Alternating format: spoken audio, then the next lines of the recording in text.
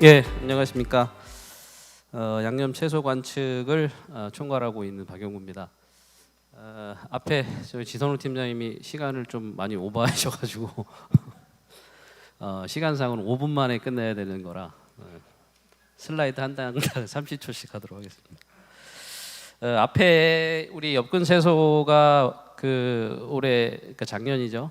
굉장히 호황이었다면은 우리 양념 채소 쪽은 상당히 불황이었다. 불황이었다. 그래서 뭐 엽근 채소만 그런 게 아니라 뭐 과일이고 뭐 할 것 없이 전부 호황이었는데 양념이 그 혜택을 누리지 못했다는 말씀 우선 드리겠습니다. 전반적으로 앞쪽 엽근 채소랑 틀리게 작형으로 돌아가는 것보다는 어쨌든 대파를 제외하면 연중 한 번 생산해서 이걸 나눠 먹는 형태라 이 수급 관리도 사실은 뭐 손쉬운 편은 아니다라고 말씀을 드리겠습니다.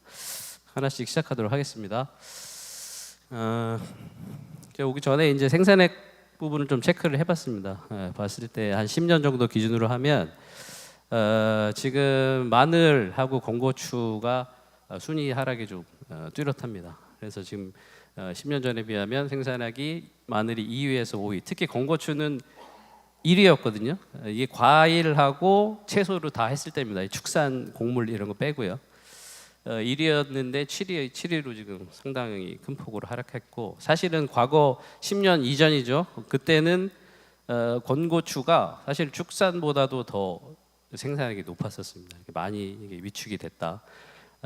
유독 이제 양파만 지금 순위 변동에서 이제 상위권으로 지금 올라온 상황이고, 대파는 지금 비슷한 수준입니다. 그래서 보면 어디가 1위로 올라갔느냐, 주로 이제 우리 소득 작물 과일류, 딸기가 사실은 지금은 이제 1위 제일 높고요. 그 다음에 뭐 감귤도 10년 전에 한 7위 정도 했었는데 이제 2위까지 올라왔습니다. 그다음에 사과가 4위에서 3위로 올라갔고, 포도도 뭐 샤인머스켓 이런 영향들이 좀 있어가지고 10위권 밖이었는데 한 8위까지 6위까지 올라온 그런 상황입니다. 작년에 좀 이슈들을 좀 품목별로 보면 마늘은 상당히 그 산지에서 재배 면적 조절 노력을 많이 하셨습니다. 2024년산에 대해서 홍보도 많이 하시고 면적이 줄었고 단수도 좀 이제 주는 바람에 이제 생산량이 좀 떨어지긴 했었는데, 또 하나 보면 기존에 창녕 5군데 그다음에 합천 1군데 이렇게 있던 상지 공판장이 올해 또 신규로 하나 영천에 개소를 했고, 작년 이슈라고 하면은 사실은 이제 제주도하고 육지 남해안을 중심으로 해가지고 상당히 생리장애 문제가 좀 심각했다. 이것이 올해 재배 면적 감소에도 이제 영향을 주게 됩니다.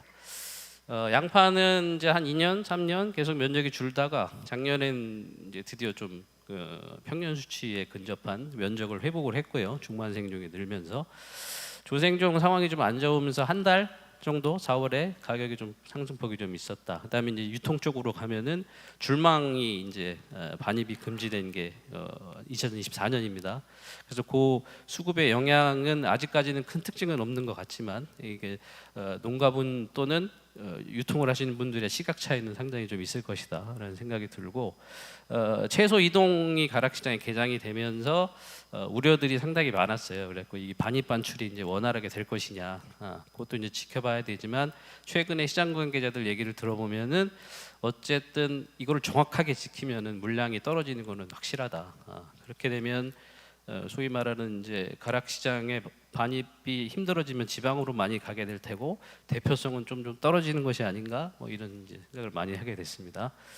건고추는 재배 면적이 감소하긴 감소했습니다. 통계청 기준으로 하면 2.9%가 전년보다 줄었는데 저희 관측센터 내부적으로 봤을 때는 그렇게 그 정도까지는 이제 줄진 않은 거죠. 어쨌든 통계청을 기준으로 하더라도 쭉쭉쭉 떨어지던 게 작년에는 상당폭 완화가 됐다.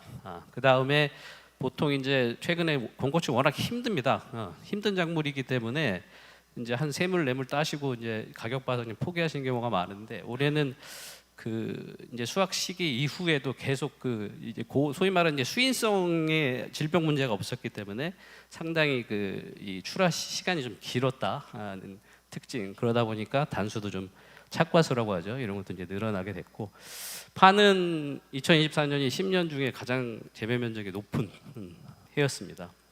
그 다음에 2023년 산이 이제 월동하는 시기에 눈, 폭설, 강풍 이런 것들로 해서 이제 도복이 이제 많이 돼서 한 1월부터 12월부터 한 3월, 4월까지는 상당히 높은 가격 수준을 보였고, 고랭지도 뭐 기존의 뭐 진부, 강원 진부라든지 이런 면적 증가 폭도 있었지만은 뭔가 이제 새로운 지역, 뭐 임계 또는 강원 북부 이런 쪽도 이제 늘었고, 저희들 조사치로는 강원 파가 13% 증가했지만은 저희가 하는 항공 촬영, 드론 촬영 결과로는 한 30%까지 지금 재배 면적이 늘어났다는 것들을 말씀을 드리고 있고요.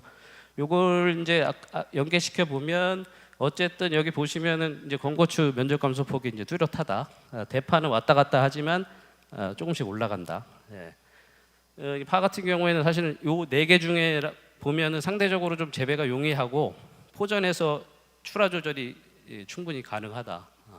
그러나 좀 장점이 있고 가격도 뭐 그렇게 나쁘지 않았다 이런 것이고, 마늘은 이제 요 10년부터 보면은 뭐 왔다 갔다 하지만 어쨌든 소폭 증가했고, 양파가 0.5%인데 최근에 한 2020년부터는 그래도 아까 말씀드렸듯이 조금 회복을 하고 있다, 면적을 말씀을 드릴 수 있겠습니다. 요거는 이제 생산량인데요. 앞에 재배 면적 추세랑 좀 비교를 하면 파류, 그러니까 양파, 대파, 요 파류는 사실은 이제 10년 동안 대파가 4.5% 증가하고 연평균 양파가 1.5% 증가한 거는 재배 면적 증가폭보다는 생산 증가폭이 더 컸다. 그러니까 단수가 훨씬 잘 나왔다는 것이고, 마늘, 건고추는 상대적으로 면적 변화보다는 좀 단수가 조금 더 안 좋게 나오는 그런, 그러니까 희한하게 보면 이제 파 쪽이 좀 단수가 잘 뽑아지고 나머지는 좀 떨어진다. 이런 것들을 알 수 있습니다. 좀 이제 구분을 해보면 마늘은 여기 보시면 아시겠지만은 이제 한지형하고 그 다음에 난지 중에 남도종 감소폭이 상당히 준다. 물론 이제 이게 수량의 차이도 있겠죠. 이렇게 해서 지금 남도종 뭐 4에서 5kg 정도 나오면은 우리 대서종은 7kg, 8kg 이제 나오니까 평당.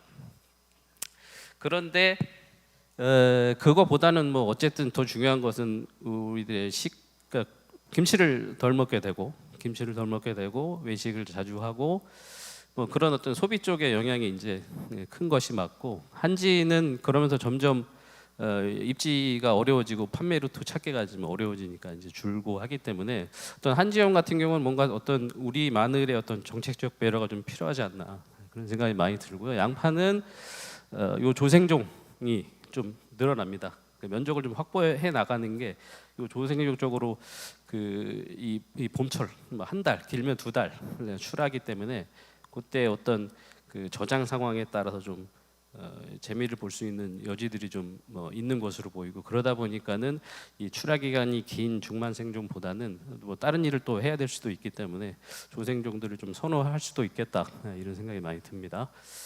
이 단수를 제가 왜 넣어놨냐면 어쨌든 우리가 이제 기후 위기 뭐 이렇게 하지만 어쨌든 단수는 올 때까지 온 건 맞습니다. 올 때까지 온 건 맞고 여기 더 올라가기 쉽지 않다. 그리고 어쨌든 그런 기후 위기에도 불구하고 꾸준하게 유지를 하고 있다는 거거든요.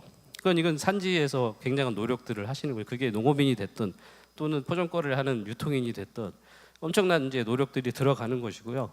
그래서 보면은 물론 제가 여기는 최저가격 안정제 실시 이전 이후를 비교를 했지만 어쨌든 가격의 변동성은 최근으로 올수록 완화되고는 있습니다. 예. 이거는 이제 한쪽만 잘해서 되는 게 아니고 정부는 정부대로, 유통인은 유통인대로, 농업인들은 농업인대로 같이 엄청나게 노력한 결과라고 말씀을 드릴 수 있고, 그런 이제 여기에 이제 우리나라 이 현장에서 뽑아내는 기술들은 최고이기 때문에 어쨌든 이제 기후 변동에 강한 또는 현재 위치를 지킬 수 있는 것들이 어떤 정책적 지원이 좀 필요하지 않겠나 그런 생각이 많이 들었습니다.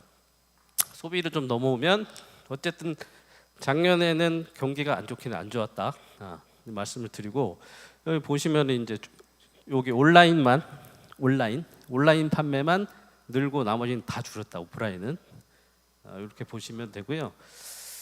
그 다음에 이제 권고추 같은 경우에는 좀 추세적으로 보면 어쨌든 이게 이제 지금 어떤 상황을 반영하는 거죠. 점점 이제 권고추는 잘 안 사시고 고춧가루로 이제 많이들 움직이시고 요 김장철에도 보면은 저희 김장 조사한 거 보면 어쨌든 이 지인 통한 구매가 과거에 비해서 이제 상당히 이제 빠졌죠. 이거는 이제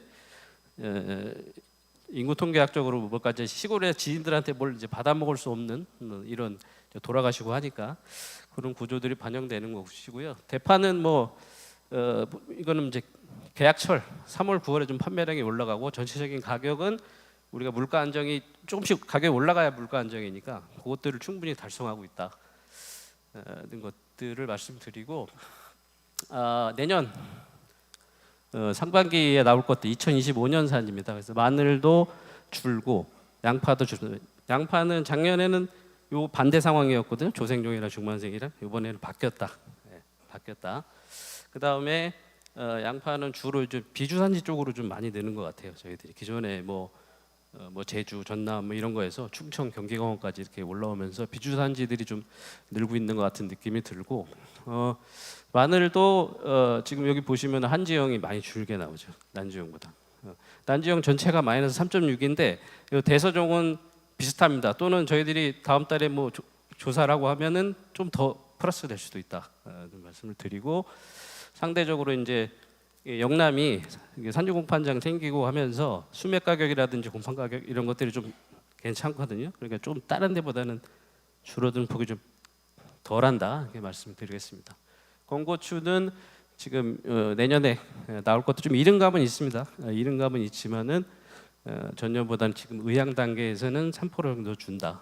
건고추가 이제 보통 노동 시간이 300평당 뭐 145시간 뭐 전후 이렇게 되거든요. 굉장히 힘든 품목이죠. 양파랑 비교하면 양파하고 절반 70 몇 시간 정도 되고 뭐 콩 같은 건 사실 20시간도 안 됩니다. 상당히 힘든 품목이다.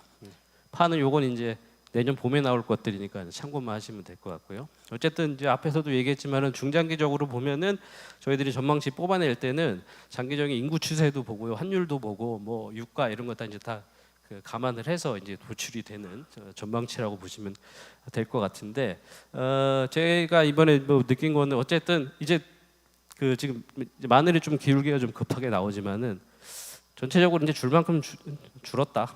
줄 만큼 줄었다는 판단이 좀 들고 이 순수입량이 어떻게 되느냐, 수입 수출이 어떻게 되느냐 좀 틀려지긴 하는데 자급률은 대략 마늘이 한 80% 선은 유지한다. 그 다음에 양파가 90%, 그 다음에 건고추는 이미 50% 미만으로 떨어진 게 꽤 됐으니까 그래서 건고추는 40% 전후, 그 다음에 파는 거의 90% 가까이는 유지가 된다는 것으로 전망을 했고요. 이후에 이제 다른 분들 발표하시고 토론 때 되게 중요한 얘기들 있으시면 그때 많이 들을 기회가 있으면 좋겠습니다. 감사합니다.